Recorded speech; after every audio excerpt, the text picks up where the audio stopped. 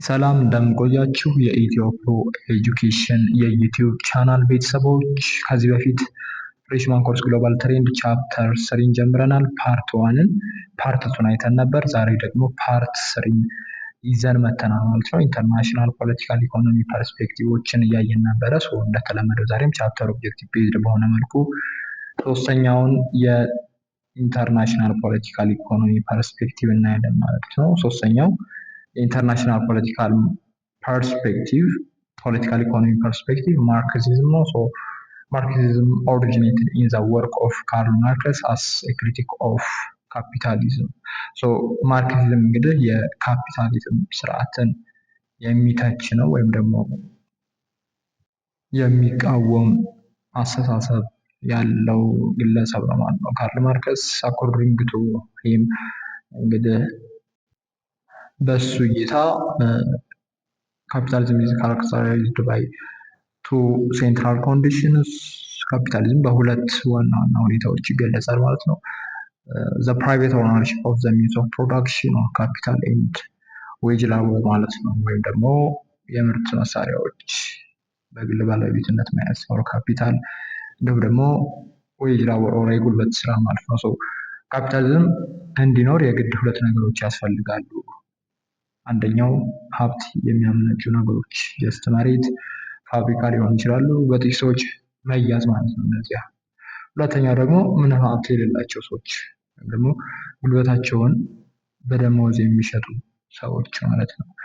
እነሱ ናቸው ማለት ነው በሁለት ዋና ዋና ሁኔታዎች ሲገልጻቸው ማለት ነው። And he believed that capitalist society was increasingly divided into two great classes, the bourgeoisie and the proletariat ክላስ ማለት ነው። የካፒታሊስት ማህበረሰብ እንግዲህ በሁለት ታላላቅ ክፍሎች እየተከፈለ ነው ብሎ ያምናል ማለት ነው ማርክሲዝም።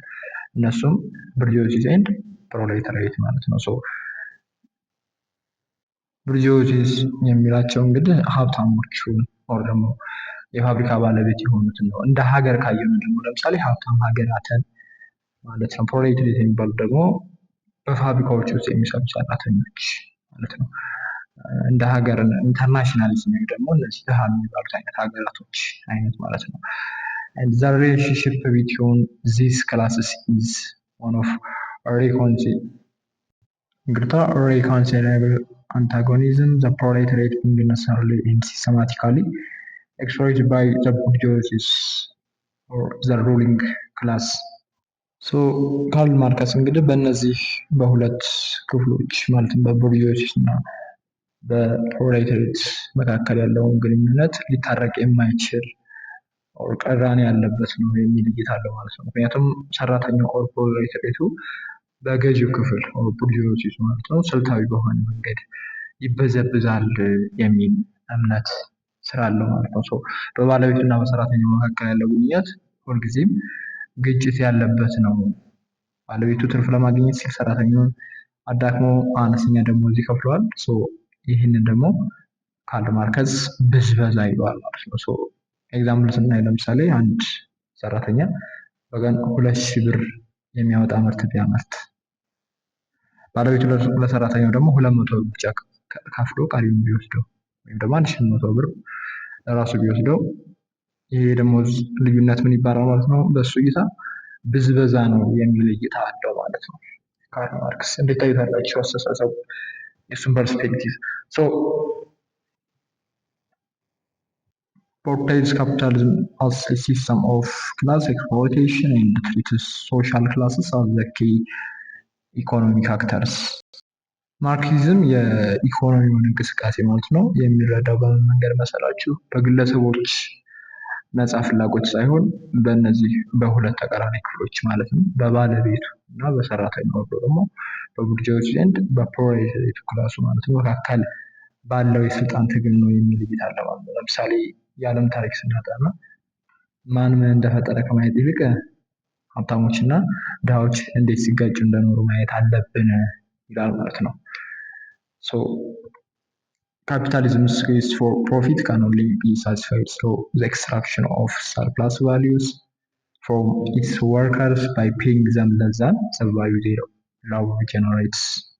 በዚህም እንግዲህ ካርል ማርክስ የካፒታሊዝም የትርፍ ጥማት ሊረካ የሚችለው ከሰራተኞች ላይ ሰርፕለስ ቫልዩ ኦር ደግሞ የትርፍ እሴትን በመቀነስ ነው።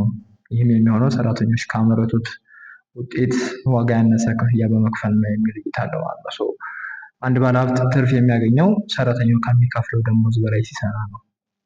ባለሀብቱ ማለት ነው። ገብቷቸዋል። ለምሳሌ ሰራተኛው በ8 ሰዓት ውስጥ ቅድም እንደነገርኳችሁ የ1000 ብር ዋጋ ያለው ምርት ቢያመርት እንዲሁም ደግሞ ባለሀብቱ 200 ብር ብቻ ቢከፍለው የቀረው ስንት ነው?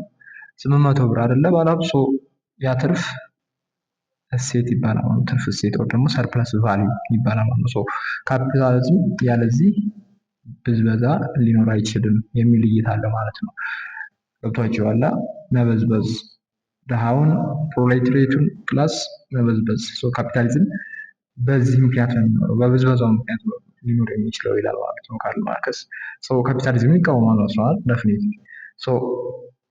by paying workers subsistence wage or they rating the rest as profits to finance additional investments. ለሰራተኞች ለህልውናቸው የሚያስፈልገውን አነስተኛ ደሞዝ ማለት ነው። ማለት ሰብሲስተንስ ዌጅን በመክፈል የቀረውን ምን ያደርጋሉ? የቀረውን ትርፍ ለተጨማሪ ኢንቨስትመንት ማስፋፊያ ይጠቀሙበታል ማለት ነው። ሰብሲስተንስ ዌጅ ስንል ማለታችን ነው። ለምሳሌ አንድ ሰራተኛ ለምግብ ወይም ደግሞ ለቤት ኪራይ ብቻ የሚበቃውን አነስተኛ ክፍያ መክፈል ማለት ነው። ያንን ይከፍላል ለሰራተኛው፣ ሌላውን ራሱ ይጠቀማል ማለት ነው። ጀስት ለምሳሌ አሁን የመንግስት ሰራተኛው ለምንድን ነው ያልከበረው ይመስላችሁ? ወር ደግሞ መምህራኖች ለምንድን ነው የማይከብሩት? ለቤት ኪራይ ወር ለምናምን ነገር ይሰጣቸዋል። ያን ያህል ክፍያ ነው የሚሰጡት። ሌላው የት ነው የሚገባው? ባለሀብቱ ጋር ነው የሚገባው። ለምሳሌ መንግስት ሰራተኛ ባንለው እንኳ የግል ተቋማት ላይ የሚቀጠሩ ሰራተኞች ማለት ነው። ብዙ ጊዜ አይታችሁ ከሆነ ለምንድን ነው ባለሀብቱ የማይሆኑት? ምክንያቱም ለሚያስፈልጋቸው ነገር ብቻ ነው የሚሰጣቸው ክፍያው ማለት ነው። ገብቷችኋል? እዛ ላይ ዋነኛ ተጠቃሚ የሚሆነው ባለሀብቱ ነው ማለት ነው። ባለሀብቱ ይበልጥ ባለሀብት እየሆነ ይመጣል። ኑሮ ቢወደድም ምን ቢልም፣ ነገር ግን ተቀጣሪው ሰራተኛው ግን ይዳከማል ማለት ነው። He argued the growing inequality between a small wealthy capitalist elite and a growing number of impoverished workers would eventually cause revolution to overthrow capitalism also to be ማለት ነው። በዚህ ምክንያት እንግዲህ በዚህ ብዝበዛ ማለት ነው ካርል ማርክስ በጥቂት ባለጸጋ የካፒታሊስት ልሂቃን እንዲሁም ደግሞ ቁጥራቸው እየጨመረ በሚሄድ ድሃ ሰራተኞች መካከል ያለው ከፍተኛ የሆነ የሀብት ልዩነት በመጨረሻ ካፒታሊዝምን ሙሉ በሙሉ ለመጣል የሚያስችል አብዮት ያስነሳል የሚል ክርክር ያነሳል ማለት ነው። ያ ማለት ሀብቱ ማለትም ካፒታሉ በጥቂት ሰዎች እጅ እየተከማቸ የሚሄድ ከሆነ አብዛኛው ህዝብ እየደኸየ ሲሄድ በሁለቱ መካከል ያለው ልዩነት ምን ይሆናል ማለት ነው? በጣም ይሰፋል ማለት ነው። በዚህ ምክንያት እንግዲህ ሰራተኛው በጣም ይዳከማል፣ ባለሀብቱ ደግሞ ሞር ባለሀብት ይሆናል። በዚህ ጊዜ ሰራተኞች ተባብረው በኃይል ማለት ነው ስርዓቱን እንደሚለውጡ ነው ማለት ነው ማርክስ የሚተነበየው ማለት ነው። ባለሀብቶች ትንሽ በሆኑ ቁጥር ድሃው በጣም ሲበዛ የዛን ጊዜ ድሃው ደግሞ ለምን እኔ ብቻ አሰቃያለሁ የሚል አመፅ ያስነሳል አይነት ነገር ነው የሚያወራው ማርክሲዝም ማለት ነው። በዛ አመፅም የካፒታሊዝም ስርዓት ይወገዳል የሚል ትንበያ ይሰጣል ማለት ነው። ኢን ኮንትራስት ቱ ሊበራሊዝም፣ ከሊበራሊዝም በተቃራኒ ማለት ነው ማርክሲስትስ argue that capitalists are not market decide about society's resources are used. ማርክሲስቶች እንደሚከራከሩት ማለት ነው ከሊበራሊዝም በተቃራኒ የማህበረሰብ ሀብቶች እንዴት ጥቅም ላይ መዋል እንዳለባቸው የሚወስኑት ካፒታሊስቶቹ ወይ ደግሞ ባለሀብቶቹ እንጂ ገበያው አይደለም የሚል እይታ አላቸው ማለት ነው። ሊበራሊዝም ምንድነው ብለናል? ፍሪ ማርኬትን ወይ ደግሞ መንግስት እና ሌሎች ኃይሎች ወደ ማርኬቱ አይግቡ ይላል። ገበያው ራሱ በራሱ ነገሮችን ይወስን ይላል። ነገር ግን ማርክሲስት በዚህ ሀሳብ አይስማማም ማለት ነው። ገበያውን የሚወስኑት ካፒታሊስቶቹ ባለሀብቶቹ ናቸው የሚል እይታ ነው ያለው ማለት ነው። ሊበራሊዝም ገበያው ማለትም ፍላጎትና አቅርቦት ማለት ነው የሀብት ስርጭትን ይወስናል ይላል ማለት ነው። ማርክሲዝም ደግሞ አይደለም። ጥቂት ባለሀብቶች የፈለጉትን ምርት በማምረትና ዋጋ በመወሰን ሀብቱን ይቆጣጠራሉ የሚል እይታ አለው ማለት ነው። ካፒታሊስትስ ኮንትሮል ሪሶርስ አሎኬሽን። ካፒታሊስቶች የሀብት ክፍፍልን ይቆጣጠራሉ ማለት ነው ብሎ ያነሳል ማርክሲስት ማለት ነው። Decisions about what to produce are made by a few firms that control the necessary investment capital. ሌላው ደግሞ ምን መመረት እንዳለበት የሚወስነው አስፈላጊውን የኢንቨስትመንት ካፒታል በሚቆጣጠሩት ጥቂት ድርጅቶች ነው የሚል እይታ አለ ማለት ነው። ገንዘብ ያላቸው ጥቂት ትልልቅ ድርጅቶች ብቻ ስለሆኑ እነሱ የሚፈልጉትን ብቻ ያመርታሉ። ማህበረሰቡ የሚፈልገው ነገር ቢኖርም እንኳ ድርጅቶች ትርፍ ካላገኙበት አያመርቱትም የሚል እይታ አለ ማለት ነው ማርክሲስት። መድኃኒት የሚያመርት ድርጅት ለምሳሌ ለብዙ ሰዎች የሚጠቅም ተራ መድኃኒት ከመስራት ይልቅ ምን ይፈልጋል? ለጥቂት ሀብታሞች የሚሆን ውድ የውበት መጠበቂያ ቢሰራ ይሄ ካፒታል ያላቸው ድርጅቶች ውሳኔ ነው ማለት ነው። ገብቷቸዋል። በቃ የፈለጉትን የመወሰን መብት አላቸው፣ የፈለጉትን ያደርጋሉ ማለት ነው። እነሱ የፈለጉት ገንዘብ። ገብቷቸዋል። ገበያውን የሚወስኑት ካፒታሊስቶች ናቸው ነው የሚለው ማለት ነው ጀነራሊ ማርክሲዝም ማለት ነው። እዚህ ጋር አንድ ወሳኝ መረጃ ልጠቁማችሁ። ዳር ፊውቸርስ ይባላሉ። ለካምፓስ ተማሪዎች በተለይም ማለት ነው። በግራፊክስ ዲዛይን፣ ቪዲዮ ኤዲቲንግ፣ ኮንተንት ክሪኤሽን፣ ዲጂታል ማርኬቲንግ፣ ትሬዲንግ፣ ፎሬክስ፣ ክሪፕቶ እንዲሁም ሌሎችም የኦንላይን ኮርሶችን በራሳችሁ ገንዘብ ሜክ የምታደርጉባቸውን ኮርሶች እያስተማሩ ይገኛሉ ማለት ነው። ሁሉንም በአንድ ነው የሚሰጡት። እጅግ በጣም ብዙ ተማሪዎች ሬጂስተር አድርገዋል። እናንተም ለማሳወቅ ያክል ሬጂስተር ብታደርጉ ይጠቅማችኋል ብለን እናምናለን። ምናልባት ከክላስ ጎን ለጎን ካልሄደላችሁም ክረምቱን መውሰድ ትችላላችሁ። በጣም በስነ ስርዓት የካምፓስ ተማሪዎችን ኮንሲደር ተደርጎ ስለሆነ የሚሰጠው ስልጠናው ከትምህርታችሁ ጎን ለጎን መውሰድ ትችላላችሁ ማለት ነው። ዳሪ ፊውቸርስ ብላችሁ ቴሌግራም ሪሰርች ማድረግ ትችላላችሁ። ከዛ በኋላ ስልክ ቁጥሩን ቼክ ማድረግ ነው የሚጠበቅባችሁ 97 80 40 90 እንደሚል ማለት ነው። በ09 97 80 40 90 መመዝገብ መማር ትችላላችሁ ማለት ነው። የራሳችሁን ኑሮ የራሳችሁን ህይወት በራሳችሁ መወሰን ትችላላችሁ ማለት ነው። ገንዘብ በቀላሉ ሜክ ማድረግ ትችላላችሁ ማለት ነው። እነዚህን ኮርሶች ውሰዱ። ወደ ክላሳችን እንመለሳለን። ስቴት ፕሌይስ ኖ አውቶኖመስ ሮል ኢን ዘ ካፒታሊስት ሲስተም። በካፒታሊስት ስርዓት ውስጥ እንግዲህ መንግስት ራሱን የቻለ ሚና የለውም። ዘ ስቴት ኦፕሬትስ አስ አን ኤጀንት ኦፍ ዘ ካፒታሊስት ክላስ ማለት ነው። መንግስት የሚንቀሳቀሰው እንደ ካፒታሊስቱ ወኪል ሆኖ ማለት ነው። ማርክሲስቶች መንግስትን የሚያዩት እንዴት ነው? ለህዝብ የሚያገለግል ተቋም አድርገው ሳይሆን የሀብታሞችን ጥቅም የሚያስጠብቅ መሳሪያ አድርገው ነው ማለት ነው የሚያዩት ማርክሲስቶች። መንግስት የሚቆመው ለባለ ሀብቶች ነው ብለው ነው የሚያምኑት ማለት ነው ማርክሲስቶች። እንዴት ታዩታላችሁ?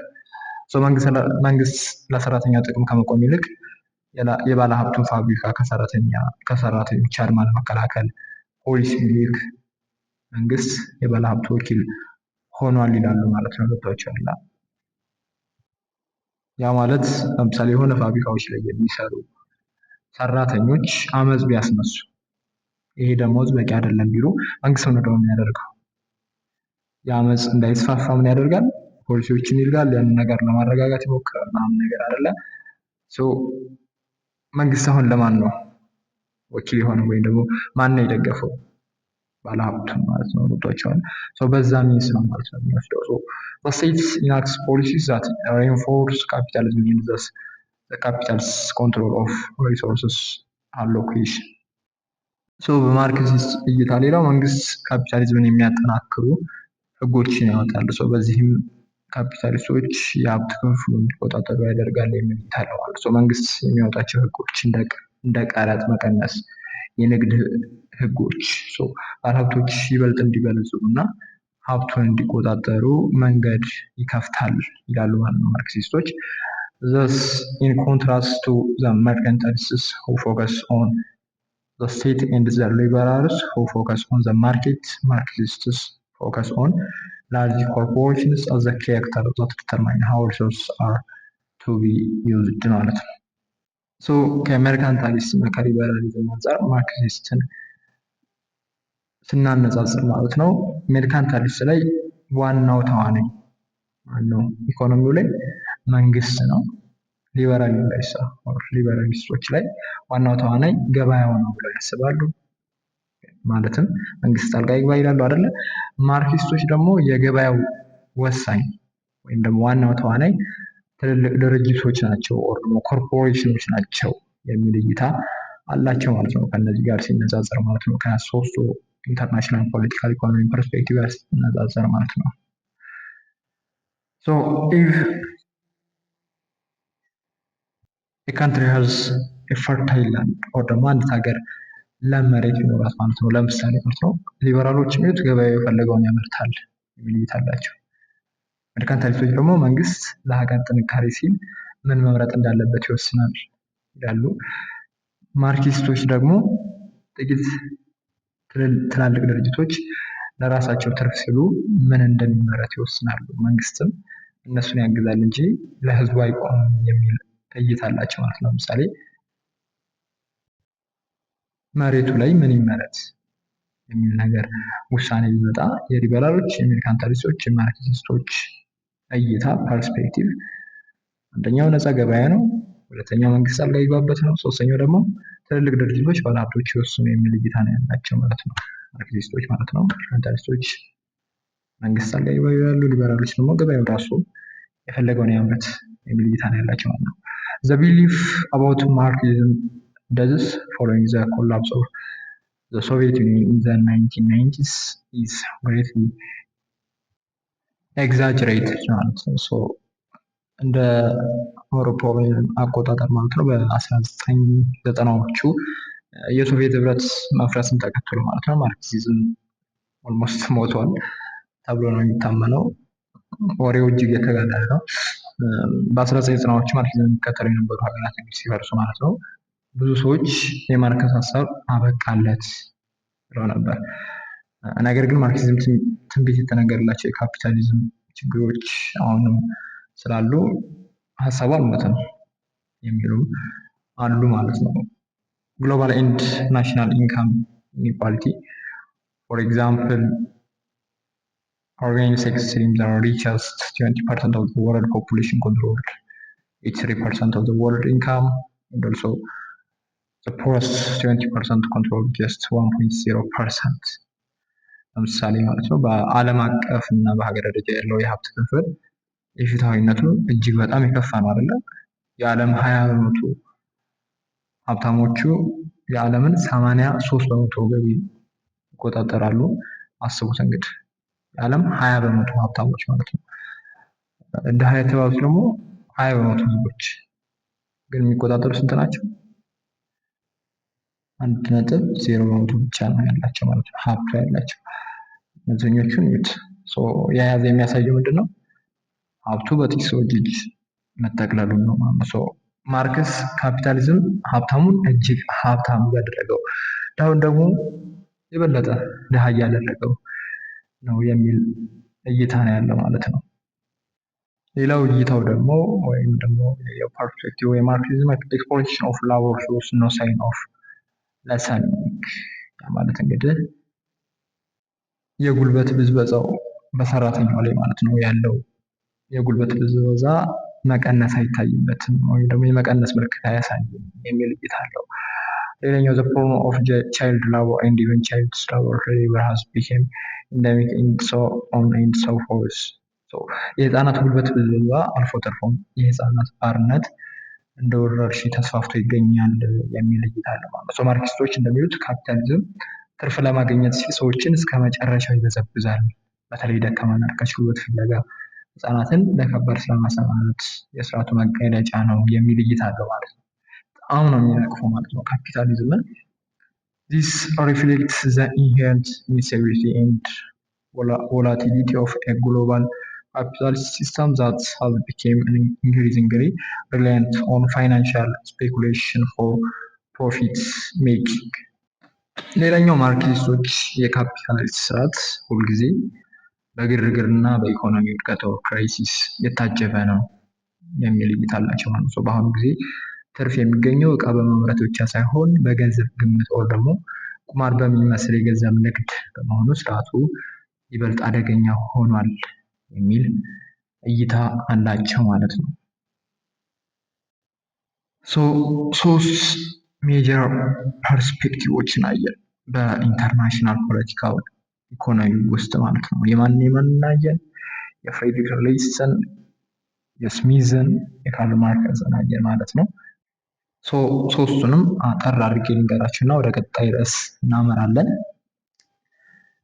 የመጀመሪያው ፐርስፔክቲቭ ከሶስቱ ሜጀር ፐርስፔክቲቮች የመጀመሪያው ያየነው ማለት ነው የፍሬድሪክ ሊስትን ሜርካንታሊዝም ኦፍ ናሽናሊዝም ነበር አይደል?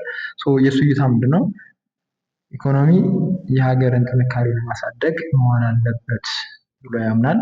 ሌላኛው ደግሞ መንግስት የሀገር ውስጥ ምርቶችን ከውጭ ብድር ለመጠበቅ ጣልቃ መግባት አለበት ይላል ማለት ነው። ማን? ፍሬድሪክ ሊስት። ሁለተኛው የአዳም ስሚዝ ቴዎሬቲካል ፐርስፔክቲቭ ነው በኢንተርናሽናል ፖለቲካል ኢኮኖሚ ውስጥ ማለት ነው። እሱም ሊበራሊዝም ነው። የእሱ እይታ ደግሞ ነፃ ገበያ ፍሪ ማርኬት ነው። ነፃ ገበያ መኖር አለበት ብሎ ያምናል። ያ ማለት መንግስት በኢኮኖሚ ውስጥ ጣልቃ መግባት የለበትም የሚል እይታ አለው ማለት ነው። ገበያው ራሱን በራሱ ይመራል የሚል እምነት አለው ማለት ነው። የማን ፐርስፔክቲቭ? የሊበራሊዝም ፐርስፔክቲቭ ማለት ነው።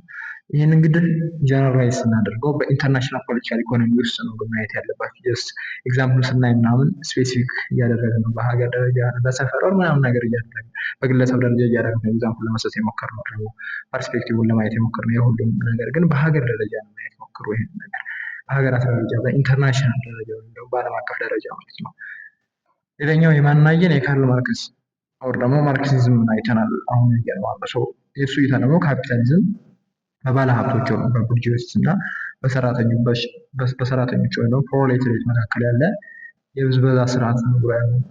ዓለም አቀፍ ኢኮኖሚ የተገነባው ሀብታም ሀገራት ድሃ ሀገራትን በሚበዘብዙበት መንገድ ነው የሚል እይታ አለው ማለት ነው። አያቸዋ ኢንተርናሽናል ነው ማየት ያለብን። ኢንተርናሽናል ፖለቲካል ኢኮኖሚ ስለሆነ እያየን ያለ ነው።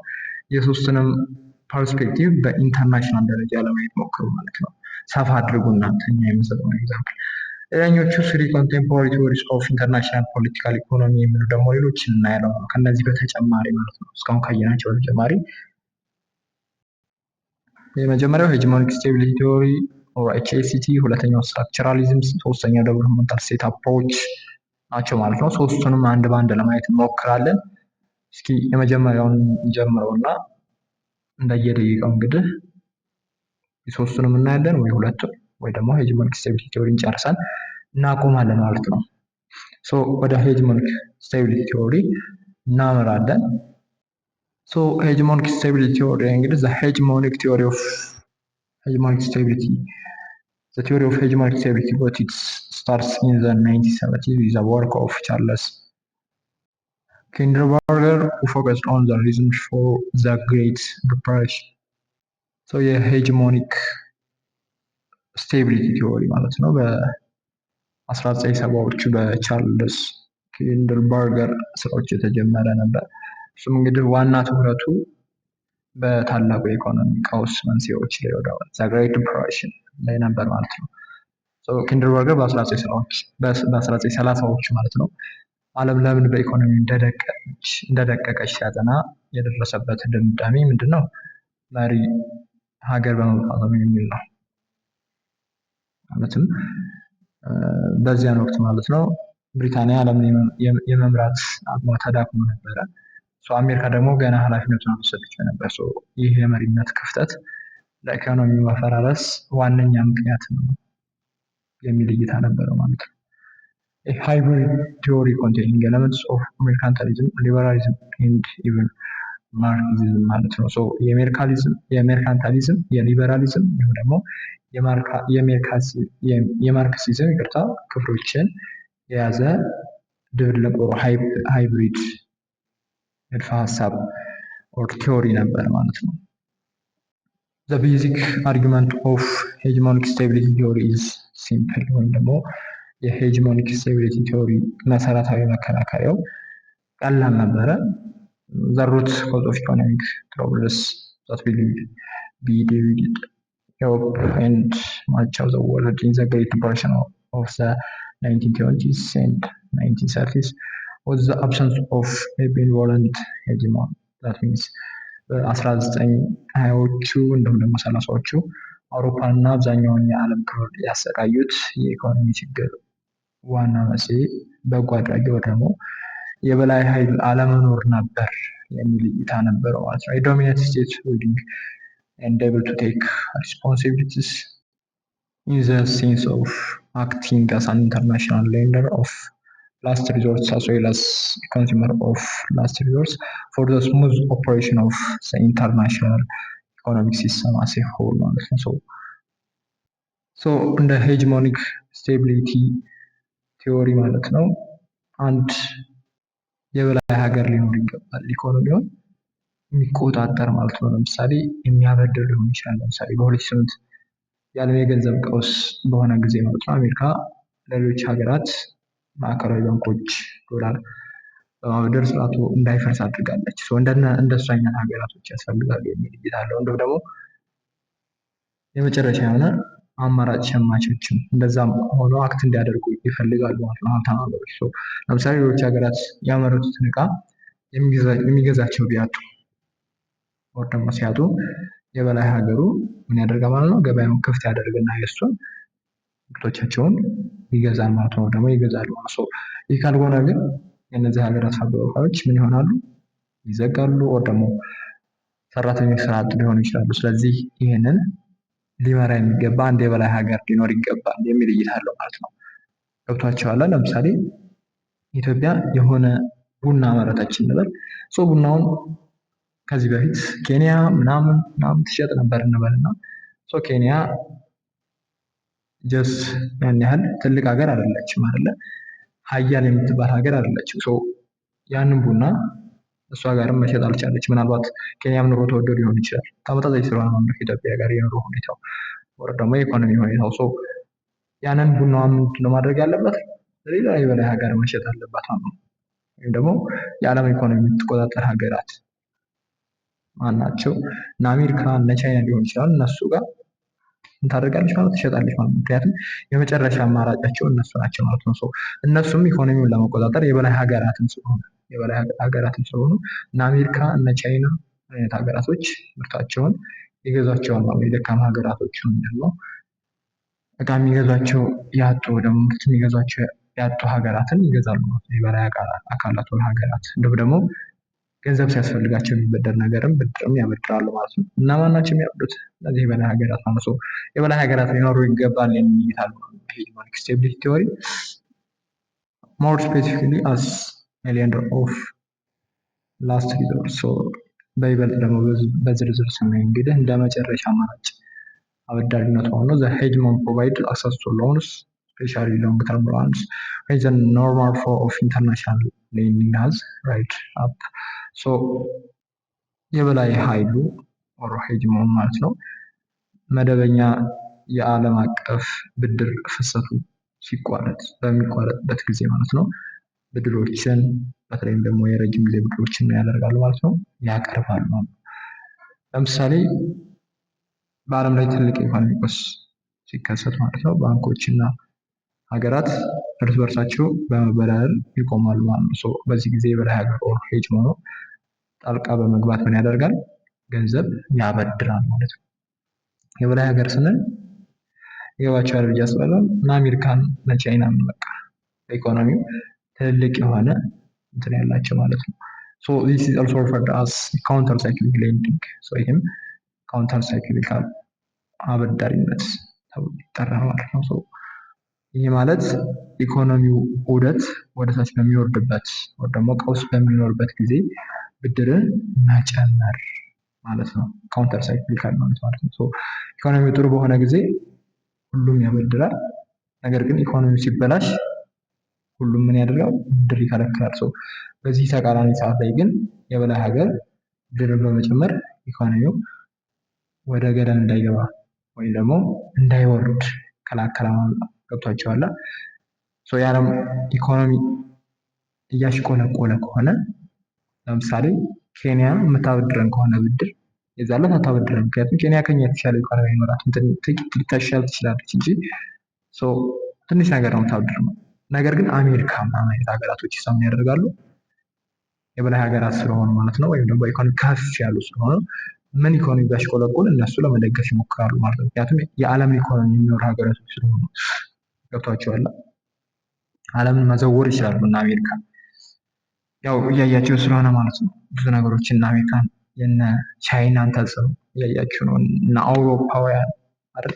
ሶ ካውንተር ሳይክሊካል ኢን ተርን is critical to maintenance of currency convertibility, which refers to the ease with which a country domestic currencies can be converted into gold or a hard currency ማለት ነው። ሶ ካውንተር ሳይክሊካል በአበዳሪነት ደግሞ ማለት ነው በበኩሉ የገንዘብ ምንዛሬ ተለዋዋጭነት ኮንቨርቲቢሊቲን ለማስቀጠል ወሳኝ ነው ማለት ነው። ይህም ማለት የአንድ የሀገር ውስጥ ገንዘብ በቀላሉ ማለት ነው ወደ ወርቅ ወር ደግሞ ወደ ጠንካራ የውጭ ምንዛሬ የመለወጥ አቅም ማለት ነው። አንድ ሀገር የውጭ ምንዛሬ ሲያጥራት ገንዘቧ ዋጋ ያጣል ማለት ነው። በዚህ ጊዜ የበላይ ሀገሩ ብድር በመስጠት የሀገሪቱን ገንዘብ ወደ ዶላር ወደ ደግሞ ወርቅ የመለወጥ አቅም እንዲጠበቅ ያደርጋል ማለት ነው። ለምሳሌ አሁን የኢትዮጵያ ብርን በቀላሉ ወደ ዶላር መቀየር ቢቻል ኮንቨርቲብል እንለዋለን ማለት ነው። ይህ እንዲቀጥል ደግሞ በቂ የውጭ ምንዛሬ ያስፈልጋል ማለት ነው። when a currency becomes relatively inconvertible ማለት የአንድ ሀገር ገንዘብ በአንጻራዊነት የማይመነዘር ሲሆን ማለት ነው። ትሬድ ኢን ጉድስ ቴንድስ ቱ ዲክሪዝ ብዙ ሀገራት የሸቀጥ ንግድ ዝንባሌያቸው ይቀንሳል ማለት ነው። since many countries are unwilling to accept the inconvertible currency as a payment ማለት ነው። ብዙ ሀገራት የማይመነዘረውን ገንዘብ ለክፍያ ለመቀበል ፈቃደኛ አይሆንም ማለት ነው። በዚህ ምክንያት አንድ የውጭ ሀገር ነጋዴ ለምሳሌ በኢትዮጵያ ብር ብቻ ክፍያ ቢቀበል እና ያንን ብር ወደ ዶላር መቀየር ካልቻለ ለኢትዮጵያ እቃ መሸጡን ያቆማል ማለት ነው። ገብቷችኋል? ምክንያቱም እሱ በብር እየሸጠ ወደ ዶላር ካልቀየረ እሱ የሚፈልገው ዶላር ነው። ምክንያቱም የውጭ ዜጋ ነው። ገብቷችኋል? ወደ ኢትዮጵያ መላኩን ያቆማል ማለት ነው። በዚህ ምክንያት ምን ይፈጠራል ማለት ነው? ንግዱ ይዳከማል ማለት ነው። በዛች ሀገር ያለው ንግድ የውጭ ምንዛሬ አስፈላጊ ነገር ነው ማለት ነው። አፍተር ኦል ኢፍ ከረንሲ ፍሮም ካንትሪ ማለት ነው cannot be converted into gold or say US dollars, then the only way it can be used is to buy goods from a country ማለት ነው። የሀገር ኤ ኦር ደግሞ ካንትሪ ኤ ገንዘብ ወደ ወርቅ ለምሳሌ ወደ አሜሪካ ዶላር መለወጥ ካልተቻለ ገንዘቡን መጠቀም የሚቻልበት ብቸኛው መንገድ ምንድነው? ከሀገር ኤ እቃዎችን ለመግዛት ብቻ ነው ማለት ነው። አንድ ገንዘብ ወደ ዓለም አቀፍ ጠንካራ ገንዘብ ወር ሃርድ ከረንሲ ካልተቀየረ ደግሞ ውስን ይሆናል ማለት ነው። ገብቷችኋል? ለምሳሌ የኢትዮጵያ ብር ወደ ዶላር ወደ ዩሮ እነሱ ሃርድ የሆነ ከረንሲ ስለሆኑ ሃርድ ከረንሲ ማለት ጠንካራ የሆኑ ገንዘቦች ማለት በዓለም አቀፍ ሁኔታ ወይም ደግሞ በዓለም አቀፍ ሀገራት ለግብይት የሚሆኑ ከረንሲዎች ናቸው። ዩሮ፣ ዶላር፣ ፓውንድ ማለት ነው። ለምንድነው እነሱ በዓለም አቀፍ ሃርድ ከረንሲ የሆኑት? የሀያላን ሀገራት ገንዘብ ኦር ከረንሲ ስለሆኑ ነው። ዶላር የማን ነው? የአሜሪካ ነው። ፓውንድ፣ ዩሮ አውሮፓዎች ነው። በዛ ምክንያት ነው ማለት ነው። ገንዘብ ለምሳሌ ብር የኢትዮጵያ ብር ማለት ነው ወደ ዶላር ካልተቀየረ ወደ ደግሞ ወደ ፓውንድ ካልተቀየረ ጥቅሙ ውስን ይሆናል ማለት ነው። ገብቷችኋል? international trade is also negatively impacted if there is no consumer of last resort. consumer of last resort ከሌለ ማለት ነው ዓለም አቀፍ ንግድ ላይ አሉታዊ ተጽዕኖ ይኖረዋል ማለት ነው። ለምሳሌ ብዙ ሀገራት ቡና፣ ጨርቃ ጨርቅ ወይም ደግሞ ኤሌክትሮኒክስ አምርተው የሚገዛቸው ትልቅ ገበያ እንደ አሜሪካ ያለ ካላገኙ ምን ይሆናል ማለት ነው? ምርታቸው ይከማቻል። ይህም በዓለም አቀፍ ንግድ ላይ መቀዛቀዝን ይፈጥራል ማለት ነው። ገብቷችኋል? ምክንያቱም ዶላር አያገኙም፣ ፓውንድ አያገኙም። አሜሪካ እና እንግሊዝ አውሮፓዎች ማለት ነው ኢትዮጵያ ያመረተችውን ነገር ካልገዛች ዶላር አታገኝም ማለት ነው። ገብቷችኋል? ያ ማለት ኤክስፖርት ከሌለ ዶላር የለም ማለት ነው። ዶላር ከሌለ ደግሞ ኢኮኖሚው ይዳከማል ማለት ነው ሀገር። ለአንድ ሀገር ኤክስፖርት ግዴታ ነው ማለት ነው። ነገር ግን ኤክስፖርት ኑሮ የሚገዛ ከሌለ ግን የዛች ሀገር ንግድ ይቀዛቀዛል፣ ዓለም አቀፍ ንግዱ ይቀዛቀዛል ማለት ነው። In this case, as the consumer of last resort, the hegemon maintains to an open market and encourages other countries to follow suit. ሶ የመጨረሻው አማራጭ የሚሆነው ማለት ነው የበላይ ሀገር የሆኑት ወይም ደግሞ ሄጂሞኖቹ ክፍት ገበያን ለማስቀጠል ይሞክራሉ ማለት ነው፣ ያስቀጥላሉ። ያ ማለት እና አሜሪካ አውሮፓውያኖቹ ክፍት ገበያን ያስቀጥላሉ ወይም ደግሞ ሀገራቶችን ምን ያደርጋሉ? የሚያመርቱትን ነገር ይቀበሏቸዋል። እንዲሁም ደግሞ ሌሎች ሀገራቶችም የእነሱን ፈር እንዲከተሉ ያበረታታሉ ማለት ነው፣ ሌሎች ሀብታም ሀገራቶች ማለት ነው።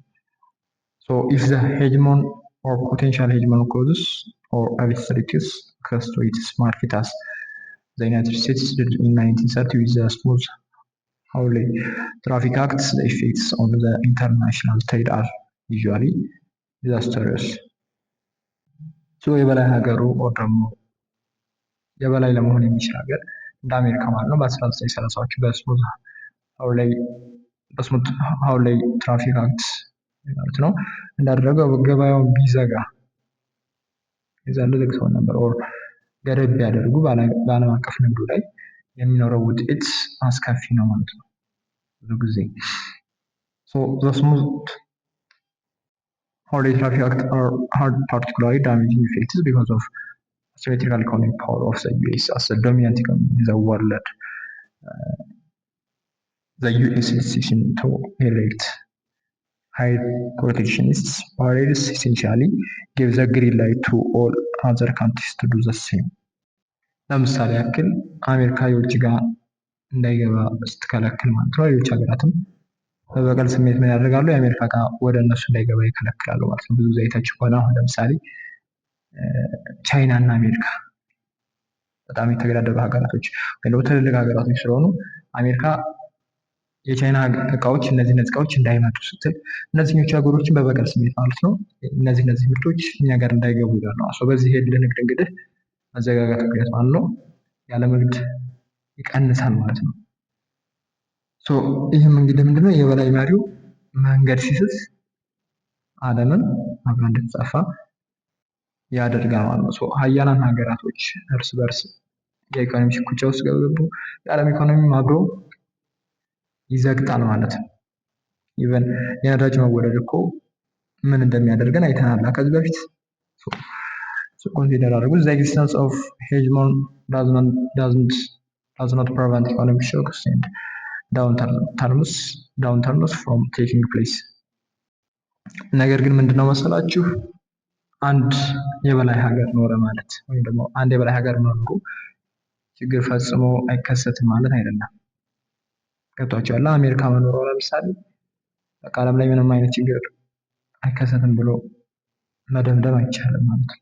ለምሳሌ እንደ ጦርነት፣ የተፈጥሮ አደጋ፣ የጤና ቀውስ እንደ ኮቪድ ያሉ ነገሮች የኢኮኖሚ መናወጥ መፍጠራቸው አይቀርም ማለት ነው። የበላይ ሀገሩ እነዚህን አደጋዎች አይመጡም ብሎ መከልከል አይችልም ማለት ነው። Instead, it plays a central role in ensuring that such events do not devolve into full-blown economic crises or depressions. የበላይ ሀገራት እነዚህ ድንገታዊ ክስተቶች ወደ ተሞላ የኢኮኖሚ ቀውስ ወይም ደግሞ ውድቀት እንዳይቀየሩ በማድረግ ረገድ ዋነኛ ሚና ይጫወታል ማለት ነው። የመሪው ሀገር ዋና ስራ ምንድነው? ችግር ሲከሰት እንዳይባባስ መቆጣጠር ነው ማለት ነው። ለምሳሌ ከዚህ በፊት ኮቪድ-19 ሲከሰት እነ ቻይና እና አሜሪካ እነዚህ የበላይ ሀገራቶች ያደጉ ሀገራቶችን ምናምን በጣም ሰፖርት ሲያደርጉ ነበረ ታስታውሳችሁ። የመሪው ሀገር ችግሩ ሲከሰት ማለት ነው እንዳይባባስ መቆጣጠር ነው ማለት ነው ዋና ሚናው። The world economic system was unstable unless some countries stabilized it, as Britain had done in the 19th century and up to 1930.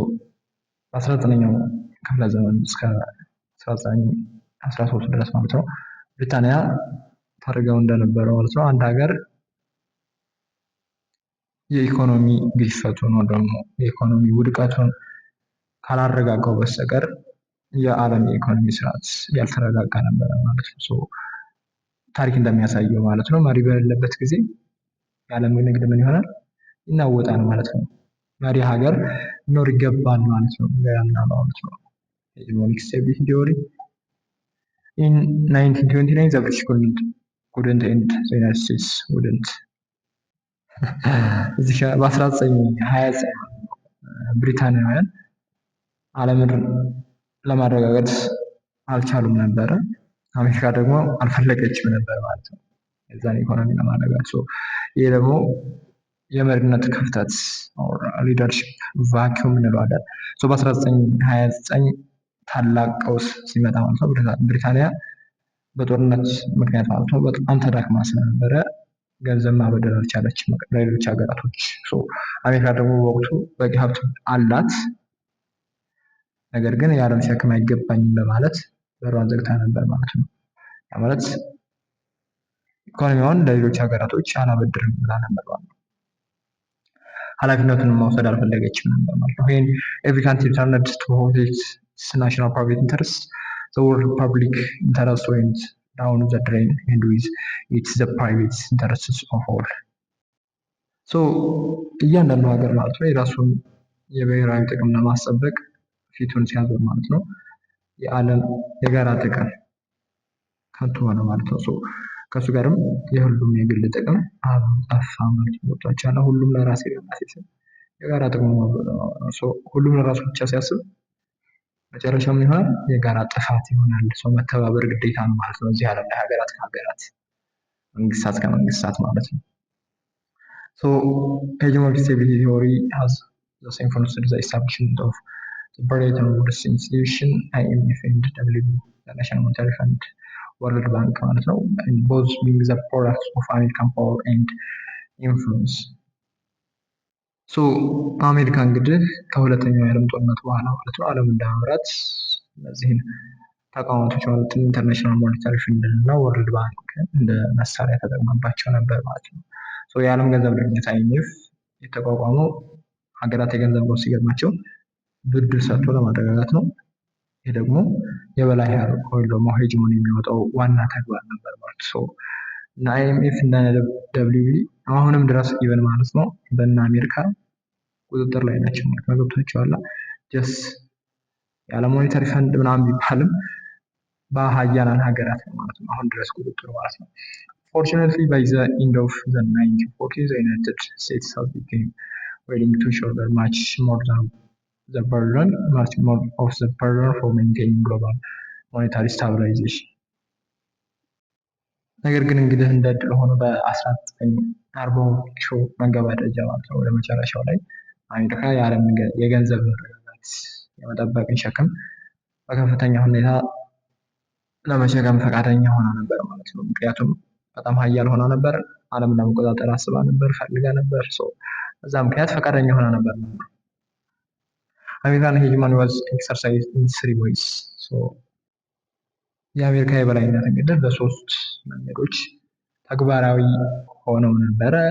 First one, the United States self-maintained a relatively open market and giving rebuilding economies a place to sell their goods ማለት ነው። የአሜሪካ የበላይነት የመጀመሪያው አሜሪካ ራሷ በአንጻራዊነት ክፍት የሆነ ገበያን በማስቀጠል ኢኮኖሚያቸውን እየገነቡ ላሉ ሀገራት ምርቶቻቸውን የሚሸጡበት ቦታ ሰጥታ ነበር ማለት ነው። ሁለተኛው ደግሞ second one, the United States provided significant long-term loans. Initially this was through the Marshall Plan and related programs, and large funding went through the reopened New York capital markets. ሁለተኛው ደረጃ ደግሞ አሜሪካ ከፍተኛ የሆኑ የረጅም ጊዜ ብድሮችን አቀረበች። በመጀመሪያ በማርሻል ፕላን እንዲሁም ደግሞ በተያያዙ ፕሮግራሞች ሲሆን በኋላ ላይ ደግሞ በድጋሚ በተከፈተው የኒውዮርክ የካፒታል ገበያ በኩል የገንዘብ ድጋፍ ይደረግ ነበር ማለት ነው። The third one is a liberal lending policy was eventually established for the provision of shorter-term funds in times of crisis. ሶስተኛው ደግሞ ለምሳሌ አንድ ሀገር ድንገተኛ የሆነ ኢኮኖሚ አደጋ ሲደርስባት የሚደርስላት አዳኝ የሆነ ገንዘብ ተዘጋጀ ማለት ነው።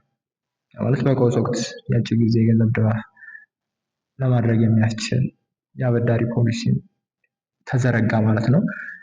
US policymakers did not necessarily intend to take on a hegemonic role, but once that happened, they soon came to welcome it for reasons that were a mixture of altruism and self-interest ማለት ነው። የአሜሪካ ፖሊሲ አውጪዎች ማለት ነው የግድ የበላይ የመሪነት ሚናን ለመያዝ አስበው አልነበረም። ነገር ግን አንዴ ያ ከሆነ በኋላ በጎ አድራጊነትና የግል ጥቅም በተቀላቀለበት ምክንያት መሪነቱን በፍጥነት ለመቀጠል ወይ ደግሞ ለመቀበል መጡ ማለት ነው። አሜሪካ መሪ የሆነችው ለዓለም ስትል ብቻ ሳይሆን ለማን ስትል ነው? ለራሷ ጥቅም ጭምር ነው ማለት ነው። እሱን ኮንሲደር አድርጉት። ሁለተኛው ፐርስፔክቲቭ እዚህ ላይ የምናየው ስትራክቸራሊዝም ነው። ቀጣይ እናየዋለን። ከ45 ደቂቃ በላይ አወራን። ቀጣይ ስትራክቸራሊዝምን ጨምሮ ማለት ነው በጣም ብዙ ርዕሶችን ለማየት እንሞክራለን። ኦልሞስት ቻፕተር 3 እያለቀ ነው። ቻናሉን ሰብስክራይብ ያደረጋችሁ ካላችሁ ቻናሉን ሰብስክራይብ አድርጉ፣ ቪዲዮውን ላይክ አድርጉት።